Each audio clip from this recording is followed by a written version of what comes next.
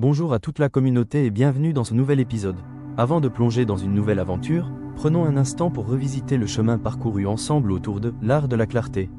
Au fil des dernières semaines, nous avons exploré comment définir une vision forte, identifier nos vraies priorités, fixer des objectifs précis et mesurables, cultiver la discipline quotidienne et élever notre environnement. Nous avons aussi appris à réajuster et affiner notre vision au fil du temps. Cette série nous a permis de poser des fondations solides, voir plus clairement, agir avec intention et avancer pas à pas vers ce qui compte vraiment. Aujourd'hui, nous ouvrons un nouveau chapitre passionnant, résilience esperluette échec. Parce que même avec une vision claire et des objectifs précis, le parcours vers la réussite est jalonné d'obstacles et d'épreuves. Ce thème nous apprendra à faire de chaque difficulté une ressource plutôt qu'un frein.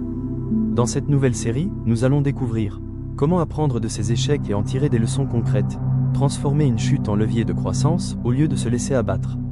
La résilience mentale expliquée simplement pour en faire une force quotidienne. Et enfin, des témoignages inspirants d'échecs devenus des réussites pour nourrir notre courage et notre motivation. Restez avec nous pour ce nouveau voyage où chaque pas sera une opportunité de renforcer votre mental et votre capacité à rebondir. Abonnez-vous dès maintenant, activez la cloche de notification et écoutez les épisodes précédents pour bâtir sur les bases que nous avons déjà posées. L'échec n'est pas une fin, c'est une information. Apprendre de ces échecs consiste à convertir une expérience douloureuse en clarté opérationnelle, puis en décision qui améliore la prochaine tentative. Ce processus exige une posture intérieure lucide, une méthode d'analyse rigoureuse et une mise en action disciplinée. Petit 1. Requalifier l'échec. Requalifier l'échec, c'est changer le statut que nous lui accordons dans notre expérience intérieure. Ce n'est pas un simple exercice verbal, c'est une mutation de l'attention, une reconfiguration profonde du rapport à l'erreur, à la perte et au manque. Là où l'on voyait jadis une condamnation définitive, réapprendre à voir l'échec comme une donnée utile ouvre un terrain d'action entièrement nouveau. Premièrement, requalifier exige de déplacer le centre de gravité de l'émotion vers l'observation. L'échec cesse d'être un verdict moral et devient un phénomène à décrire. Faits, séquence d'événements, décisions prises, hypothèses sous-jacentes. Cette objectivation calme la charge affective et libère l'esprit pour l'analyse. Sans apaisement intérieur, toute tentative d'apprentissage reste brouillée par la défense ou la fuite. Troisièmement, requalifier l'échec implique de le considérer comme une source d'informations structurée. Chaque revers contient des signaux, hypothèses fausses, manque de préparation, biais cognitifs, facteurs externes. Apprendre à lire ces signaux suppose une posture d'enquête, poser des questions précises, séparer les faits des interprétations, repérer les schémas répétitifs. On transforme ainsi le sentiment diffus de défaite en données actionnables. Quatrièmement, la requalification réclame la conversion des leçons en règles pratiques. L'aperçu intellectuel n'est pas suffisant. Il faut traduire l'apprise en principes simples et utilisables, en garde-fous et en rites qui limitent la réapparition du même échec.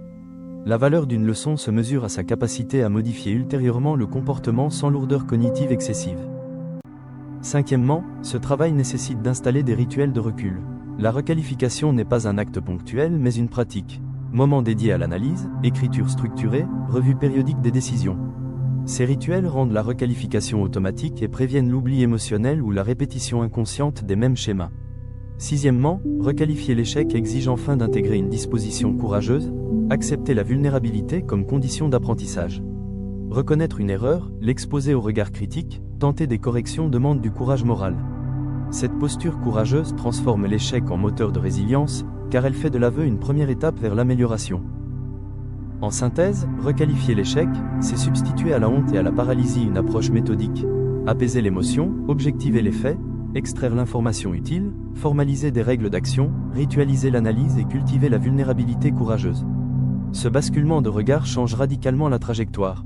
L'échec cesse d'être une fin et devient, en chaîne, une source durable d'apprentissage et d'ajustement. Le succès n'est pas final, l'échec n'est pas fatal. C'est le courage de continuer qui compte. Winston Churchill. Cette citation montre que l'échec n'est pas une fin, mais un passage. Ce n'est pas une condamnation, mais un moment de vérité qui nous pousse à évoluer. Un jeune entrepreneur lance un premier service de livraison à domicile. Après plusieurs mois, il échoue, peu de clients, organisation chaotique, trésorerie épuisée. Plutôt que de s'effondrer, il réqualifie cet échec. Il analyse les causes, zones mal ciblées, mauvaise communication, absence de partenariat. Il décide ensuite de relancer un projet plus ciblé sur une niche précise avec un réseau de partenaires fiables. Résultat, le nouveau projet fonctionne, car il a transformé chaque erreur en règle d'action. Cet exemple montre qu'en changeant le regard sur l'échec, on cesse de le subir pour en faire un instrument de progression réelle. Petit 2, séparer l'identité de la performance. La plupart des souffrances liées à l'échec viennent d'un glissement. On confond ce que l'on fait avec ce que l'on est. Séparer l'identité de la performance n'est pas une posture superficielle. C'est un changement profond de regard qui libère l'énergie cognitive et émotionnelle nécessaire pour apprendre, corriger et recommencer. Voici une analyse approfondie et des pistes pratiques pour opérer ce glissement intérieur. Qu'est-ce qui se joue quand identité et performance fusionnent? Quand l'issue d'une action devient un critère d'existentialité, chaque résultat active le système d'alerte. Peur, honte, déni ou fuite. La personne ne juge plus un événement, elle se juge elle-même. Ce mécanisme fragilise la prise de risque, renforce le besoin de validation externe et crée des cycles où l'erreur est occultée plutôt que comprise. Cognitivement, la fusion amplifie les biais, tout échec confirme une croyance négative sur soi, et toute réussite devient provisoire, car perçue comme inatteignable sans preuve constante. Pourquoi la séparation est essentielle? Dissocier qui je suis et ce que j'ai fait permet de transformer une émotion passagère en information utile. La distance intérieure rend possible l'analyse lucide, diminue la charge défensive et ouvre la voie à l'expérimentation. Sur le plan pratique, cela augmente la résilience. Les revers cessent d'éroder la confiance fondamentale et redeviennent des signaux utiles pour la prochaine itération. Principes fondamentaux pour opérer la séparation. Objectiver l'événement, voir l'action comme un fait à examiner, non comme un verdict sur la personne. Dissocier la valeur personnelle du résultat, reconnaître que la dignité humaine ne dépend pas des performances. Transformer l'émotion en donnée, accueillir la charge affective, puis la traduire en élément d'apprentissage. Adopter une posture expérimentale, considérer chaque tentative comme une expérience informative, pas comme un test de valeur personnelle.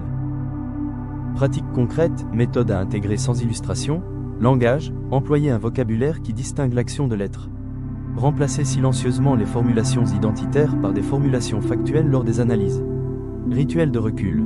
Instaurer un temps dédié après chaque résultat important pour décrire les faits, les hypothèses et les écarts, sans juger la personne. Tableau de bord processuel. Suivre des indicateurs de processus plutôt que d'évaluer uniquement les résultats finaux. Autocompassion structurée. Reconnaître la souffrance, la nommer, puis revenir à l'enquête sur les causes et les solutions. Mise en mots guidés. Formuler en une phrase la leçon extraite, puis une action concrète à tester dans un cycle court. Exposition graduée. Planifier des actions à enjeux contrôlés pour apprendre à tolérer l'écart entre efforts et résultats sans identification excessive. Feedback cadré. Demander des retours centrés sur l'action et les points observables, non sur la personnalité. Comment transformer la séparation en habitude? La dissociation ne survient pas par simple décision, elle se construit par répétition. Il convient de ritualiser les pratiques. Revue périodique, fiches d'apprentissage, coaching qui cible le langage, et routines mentales, respiration, ancrage, qui permettent de revenir à la neutralité analytique face à l'émotion.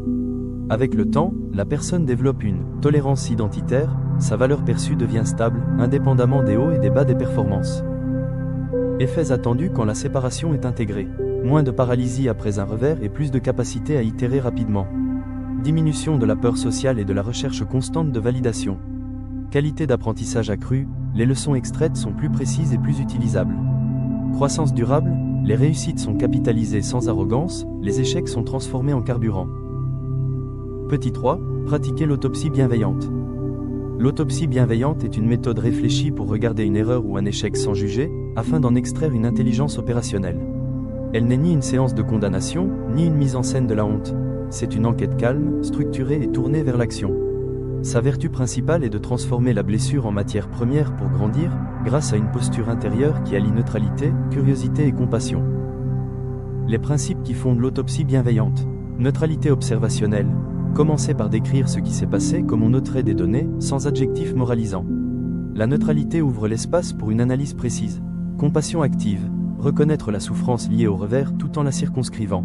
La bienveillance empêche la paralysie et permet la lucidité. Curiosité systémique. Chercher non pas un seul coupable, mais les interactions de facteurs qui ont produit le résultat. Penser en système plutôt qu'en acte isolé. Responsabilité constructive.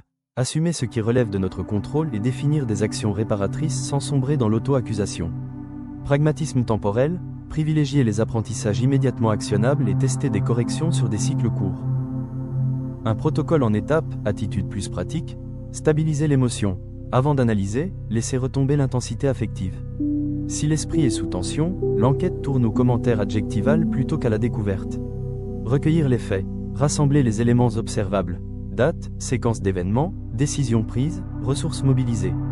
Insister sur le « qui a fait quoi, quand » sans interprétation. Séparer faits, ressentis et hypothèses, écrire 3 colonnes distinctes. Les faits sont vérifiables, les ressentis sont des signaux à accueillir, les hypothèses sont des pistes à tester. Cartographier la chronologie décisionnelle, repérer les moments clés où un choix a été opéré et noter les informations disponibles à ces instants. Cela met en lumière les contraintes réelles et les angles morts. Identifier les hypothèses et biais, expliciter les croyances qui ont conduit à agir ainsi, hypothèses sur le marché, sur les autres, sur soi. Les biais cognitifs se révèlent ici comme levier de correction. Remonter aux causes profondes, ne pas s'arrêter aux symptômes. Creuser pour localiser les mécanismes structurels, processus, informations manquantes, compétences à renforcer, alignement défaillant.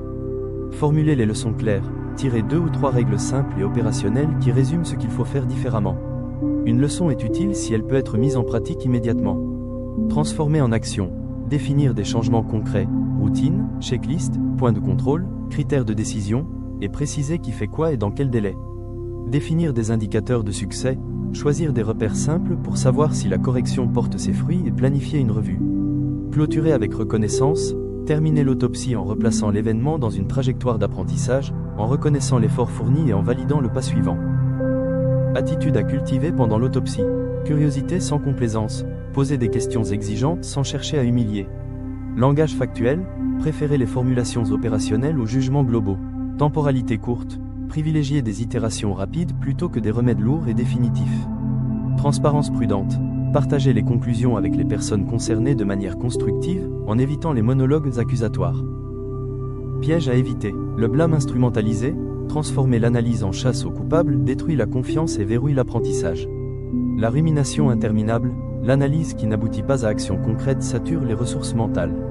La moralisation de l'erreur, faire de l'échec une marque identitaire empêche la distanciation nécessaire. La sursimplification, réduire à un seul facteur masque la complexité et laisse le problème intact. Intégrer l'autopsie bienveillante dans la pratique. Faire de l'autopsie une habitude.